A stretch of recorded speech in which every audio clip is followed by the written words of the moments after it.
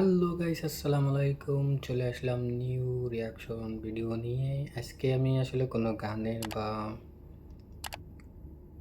সিনেমার কোনো কোনো কিছু নিয়ে কথা বলবো না। আজকে কথা বলবো আমি বাংলাদেশের প্রধানমন্ত্রী শেখ হাসিনা ভারতে যায় কি বিপদে পড়ছে।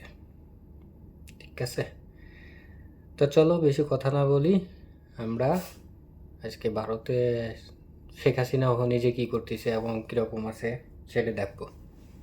ঠিক আছে, ওকে, 1 2 3। 5ই আগস্ট সন্ধ্যায় শেখ হাসিনাকে নিয়ে বাংলাদেশ এয়ারফোর্সের বিমান দিল্লিতে অবতরণ করার পর থেকেই বেশ অপ্রস্তুত অবস্থায় পড়েছে দিল্লি।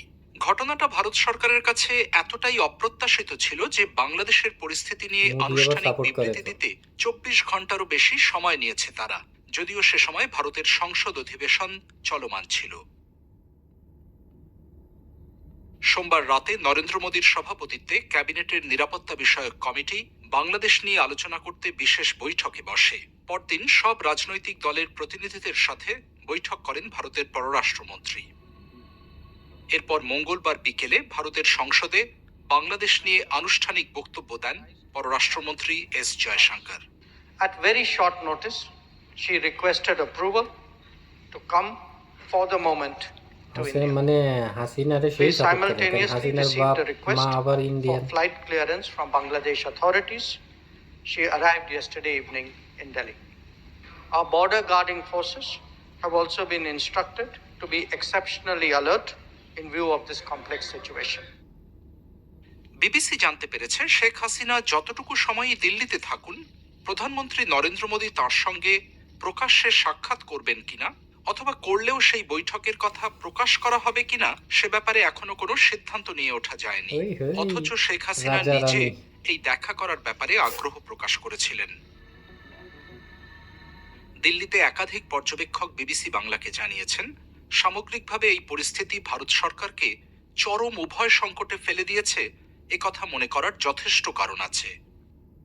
শেখ হাসিনাকে দীর্ঘকালীন ভিত্তিতে রাজনৈতিক আশ্রয় দেওয়াটা ভারতের উচিত হবে কিনা তা নিয়ে ভারতের দুরকম মতামত শোনা যাচ্ছে। অনেকে যেমন এর পক্ষে যুক্তি দিচ্ছেন, আবার এর বিপক্ষেও মত দিচ্ছেন কেউ কেউ। আবার বাংলাদেশের ভেতরে এই মুহূর্তে যে ধরনের পরিস্থিতির খবর আসছে, সেখানে দিল্লির কি করণীয় আছে তা নিয়েও পর্যবেক্ষক ও বিশ্লেষকদের মধ্যে স্পষ্ট দ্বিমত আছে।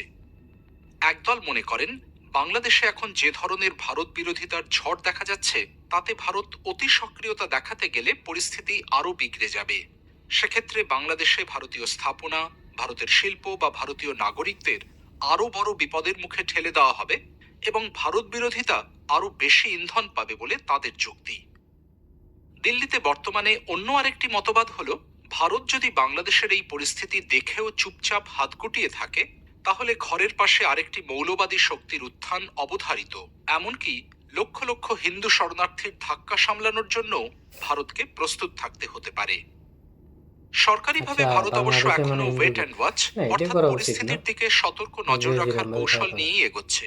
কিন্তু এই পাল্টাপাল্টি যুক্তিতর্কগুলো ভারতকে যে প্রবল দ্বিধাদ্বন্দ্বে ফেলেছে তাতে কোনো সংশয় নেই। এটা কি ইন্ডিয়া? বাংলাদেশের এটা কি না? রাজনৈতিক সংকটের জেরে শেখ হাসিনাকে ভারতে পালিয়ে আসতে হলে সেটা নিয়ে দিল্লিতেই একটা প্রবল দ্বিধাদ্বন্দ্ব যে কাজ করবে তা অনেকটাই স্পষ্ট ছিল। অনেক বিশ্লেষকই মনে করেন, শেখ হাসিনাকে ভারতে রাজনৈতিক আশ্রয় দেওয়াটা ভারতের জন্য উচিত হবে না। দিল্লির থিঙ্ক ট্যাঙ্ক আইডিএস এর সিনিয়র ফেলো ও বাংলাদেশ গবেষক স্মৃতি পট্টনায়ক বলছিলেন, ভারতকে যেহেতু আন্তর্জাতিক ক্ষেত্রে শেখ হাসিনা সরকারের সবচেয়ে বড় সমর্থক হিসেবে দেখা হতো, তাই হাসিনা বিরোধিতার আন্দোলনে ভারত বিরোধিতার উপাদানও কিন্তু মিশেছিল। এই পটভূমিতে ভারত যদি শেখ হাসিনাকে রাজনৈতিক আশ্রয় দেয়, সেটা একটা ভুল বার্তা দেবে এবং বাংলাদেশের ভেতরে ভারত বিরোধিতাকে আরো উস্কে দেবে। অনেকে আবার মনে করেন, পুরনো ইতিহাস ও দীর্ঘদিনের সম্পর্ককে মাথায় রেখে শেখ হাসিনার ইচ্ছাকে ভারতের সম্মান জানানো উচিত। যেমন ভারতের সাবেক পররাষ্ট্র সচিব হর্ষবর্ধন শ্রীংলা বলছিলেন, তিনি যদি কোনো কারণে ভারতে থাকতে চান, তাঁর মর্যাদা ও সম্মান অনুযায়ী যথাযথ পর্যায়ে তাঁর সঙ্গে আমাদের এনগেজ করতে হবে। পররাষ্ট্রনীতির বিশেষজ্ঞ শুভ্রকমল দত্ত বলছিলেন, যতদিন তৃতীয় কোনো দেশে নিশ্ছিদ্র নিরাপত্তার মধ্যে তিনি আশ্রয়ের নিশ্চয়তা না পাচ্ছেন, ততদিন ভারতের উচিত হবে তাকে সসম্মানে ভারতেই রাখা। বাবা, বাংলাদেশের পরবর্তী সরকার যাতে ভারতের প্রতি বন্ধুত্বপূর্ণ থাকে, তার জন্য যা যা করা উচিত সেটাই করা দরকার বলে মনে করেন অনেক বিশ্লেষক। তবে ভারতের ক্ষমতাসীন বিজেপির ভেতর থেকে বাংলাদেশের প্রতি সফট ডিপ্লোম্যাটিক অ্যাপ্রোচের বদলে কঠোর দৃষ্টিভঙ্গি নেওয়ারও দাবি উঠছে।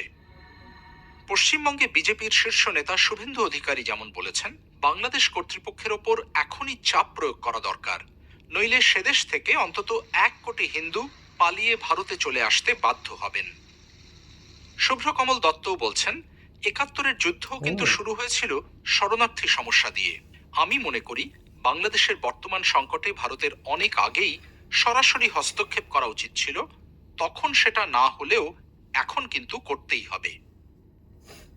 হস্তক্ষেপ মানে অবশ্য কেউ বাংলাদেশে সেনা পাঠানোর কথা বলছেন না, তবে প্রত্যক্ষ বা এই পরোক্ষভাবে ইসির ভিতরে বাংলাদেশের কিন্তু উপর ছাত্রদের মারার কূটনৈতিক বা ভিতরে কিন্তু অর্থনৈতিক ইন্ডিয়ার থেকে অনেক যত লোক ধরনের গিয়েছিল, চাপ বুঝে প্রয়োগ তারা গুলি সম্ভব চালাইছে। সেদিকেই ইঙ্গিত করছেন। শেখ হাসিনা এটা করলে সরকারের ভালো না। পতনের পর বিজেপি সরকার বাংলাদেশের সংখ্যালঘুদের নির্যাতন ঠেকিয়ে তাদের নিরাপত্তা নিশ্চিত করার লক্ষ্যে বিএসএফ এর নেতৃত্বে একটি কমিটি গঠন করেছে। সীমান্তবর্তী মণিপুর ও মেঘালয় রাজ্যে কারফিউ জারি করা হয়েছে।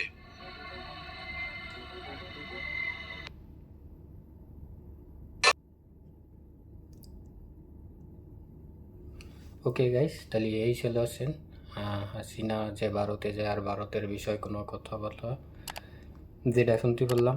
তবে ভারতের উচিত যে সব যে করতেছে এগুলো ভালো না।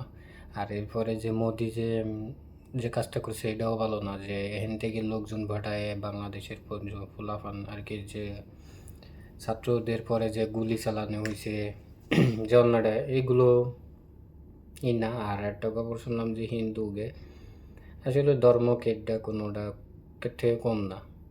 যেরকম আমি মুসলিম, আমি অবশ্যই আল্লাহরে আমি সম্মান করব, আমার ধর্মরে আমি সবসময় রেসপেক্ট করব।